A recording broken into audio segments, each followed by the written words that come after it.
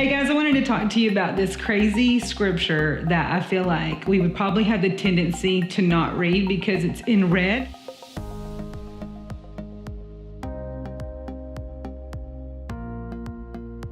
And I think sometimes what we do with the Word of God, at least I can tend to do this sometimes, is like on my good days, I can read what's in red. But like on my hard days, like I'm probably gonna go more towards the Psalms, a little bit less abrasive and a little bit less like, in your face. The Psalms is great, nothing against the Psalms. It's beautiful, I love it. But you can't forget to read Jesus's beautiful words, even as much as they may offend you. The only thing it's offending inside of you is your flesh, which is the thing that you want to die off. So I wanted to share about one of the scriptures that slayed me in the last few months, because I think we need to talk about it. We need to talk about how sometimes Christianity is just hard. And sometimes you don't sign up thinking that it's gonna be hard. You sign up for the benefits, but you don't realize the process that you just jumped in on. So in Matthew 10:39, it says, those who cling to their life will lose it. Say what? But the next part of that is, those who give up their life will find him, and they'll actually find their life. I love the Message translation because it says, those who cling to their life will lose it, but those who give up their life, who give up their rights, will actually find themselves and find God. And I just think, how cool is that? How messed up to the flesh is that? Because what that means is that my flesh actually must die off daily, to pick up my cross daily and follow him. When the flesh hurts, it's because there's something in opposition to him, and that's the thing that has to die. And we just don't like to die. No one likes to die. No one likes change. But the truth is that that's where you're gonna find yourself. Like that's where you're gonna find, like, I was made for what's on the other side of this hard moment. It's like I was made to be one.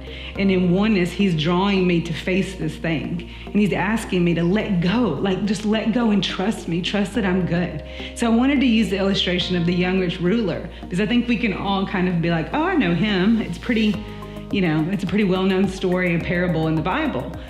And so the young rich ruler, which we think, oh, he just had money. Well, that's not it. Like he was actually a very well-known man, and he had lots of, not just money, but he lived a holy life. And he comes to Jesus and he says, Jesus, how can I follow you?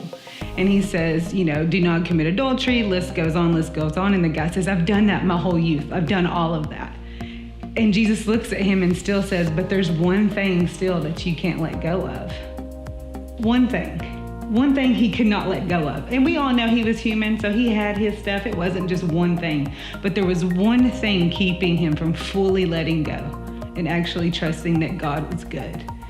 And so he walks away because he can't do it. He can't let go. It's because he held on to his life like this. He clung to his life and he wasn't able to live freely, trusting that God was good and that no matter what God said, hey, can you give me that for a second? That God would give it back to him in abundance. Give it back to him with God breathing on it instead of him just clinging to it and making a way for himself. God said, let it go. Let go and let me breathe on it. Let me mold it. Let me shape it. And so what's crazy to me, it's mind-blowing, and I think we don't think about this when we think of Jesus, like it says that the young rich ruler turned away and he was sad, but he turned away and he walked off. And Jesus never went to get him. Say what? This whole stop for the one. He left the 99. He didn't leave people to go get this guy. He let him go. And that's just crazy to me. It's crazy to me. And I think it's not because God's harsh or Jesus is harsh and mean. It's because God knows what's sitting on the throne of every person's heart. And he knows what to ask of you and when to ask it. And it's not because it's going to be gentle and it's going to be like, yay, I'm going to let go of my life. It's never going to be easy. But he also knows what's on the other side of what he's asking you.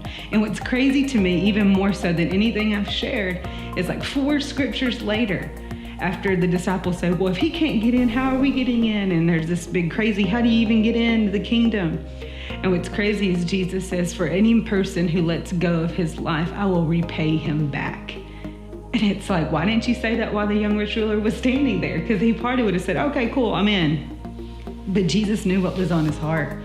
So I want to challenge you today that even if you're having the hardest day, first of all, I'm sorry. And I know that there's wilderness seasons within our walk, but I want to affirm you in telling you that it's okay to let go. And he actually is asking you to let go of some stuff. But it's not because he's mean, and it's not because he's angry, and he's not because he's like after you. It's because he knows what's on the other side of the season, and he knows what's in you. Greatness is in you, and sometimes we just think it's going to be handed to us, when the truth is actually greatness means I know how to let go quicker. So I want to encourage you on your walk to just let go and surrender whatever that thing is. It could be anything. It doesn't even have to be money. It doesn't have to be a relationship. It could be anything, and it could be the littlest thing that he's asking you. Will you hand me that? Will you trust me? Because the thing is the young rich ruler knew him as a good teacher, because that's what he refers to him. Like, oh, good teacher, good teacher. But by the end of it, he didn't really think that God was good enough for him to hand over his life fully. So you can still know that God's good here and not know it fully here. And my heart is that you would know it here and be encouraged by this video, that whatever he's asking of you, he's worthy and you're also worth it. So have a good day.